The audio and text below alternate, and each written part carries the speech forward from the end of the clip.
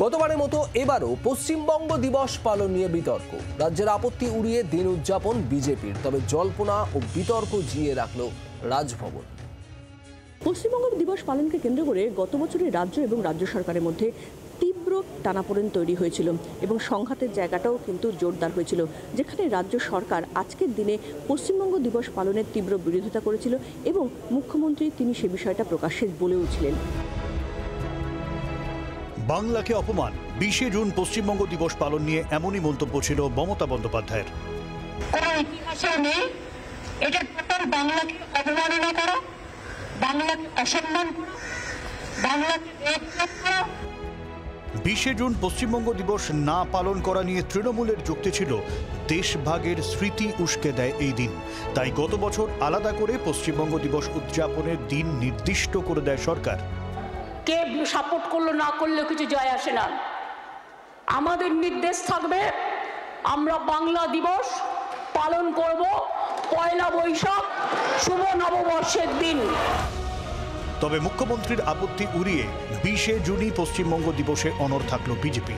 সেই উপলক্ষে দিন শ্যামাপ্রসাদ মুখার্জির মূর্তিতে মাল্যদানও করেন শুভেন্দু অধিকারী। তার বক্তব্য, আজকের দিনের ইতিহাস এভাবে বদলে দেওয়া যায় না।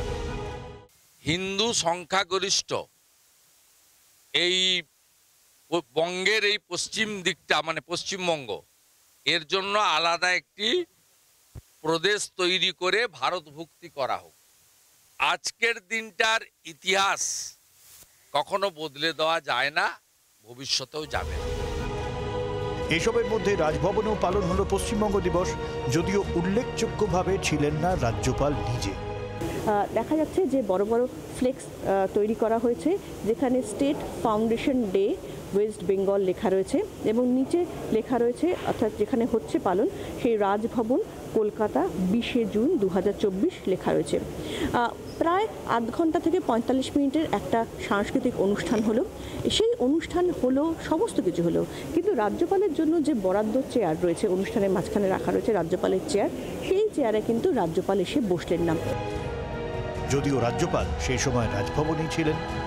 রাজভবনের তরফে বলা হচ্ছে যে এই স্টেটহুড ডে অর্থাৎ এই পশ্চিমবঙ্গ দিবস পালনকে কেন্দ্র করে অন্য রাজ্যের রাজ্যপালদের নির্দিষ্ট বার্তা দেওয়ার জন্যই কিন্তু কার্যত সেই অনুষ্ঠানটা চলছে। অন্য রাজ্যের রাজ্যপালদের তিনি তার বক্তব্য রাখছেন রাজ্যপালদের কাছে, সেই জন্য তিনি এখানে আসতে পারলেন না। তবে দিনের শেষে বিতর্ক জিয়েই রাখল রাজভবন। যে এক্ষেত্রে সেন্ট্রালের যে সিদ্ধান্ত অর্থাৎ কেন্দ্রের যে সিদ্ধান্ত আজকের দিনটাকে পশ্চিমবঙ্গ দিবস পালনের জন্য, সেই সিদ্ধান্তটা কার্যত মেনে এখানে পশ্চিমবঙ্গ দিবস পালন হলো রাজভবনে, কিন্তু রাজ্যের যে আপত্তি, সেই আপত্তিকে মান্যতা দিয়ে রাজ্যপাল তিনি নিজে সশরীরে এখানে থাকলেন না, শুধুমাত্র ভিডিও বার্তার মধ্যে শুভেচ্ছা জ্ঞাপন করলেন। তেমনটা কি হলো? ফলে এই নানা প্রশ্ন কিন্তু উঠছে এই গোটা যে আজকের যে পরিস্থিতি তৈরি হলো, যেটা এর আগে কোনোদিন হয়নি, সেইটার মাধ্যমে। জি 24 ঘন্টার জন্য ক্যামেরায় প্রশান্তর সঙ্গে শ্রেয়সী, কলকাতা। বাংলার আওয়াজ, বাঙালির আবেগ, জি 24 ঘন্টা।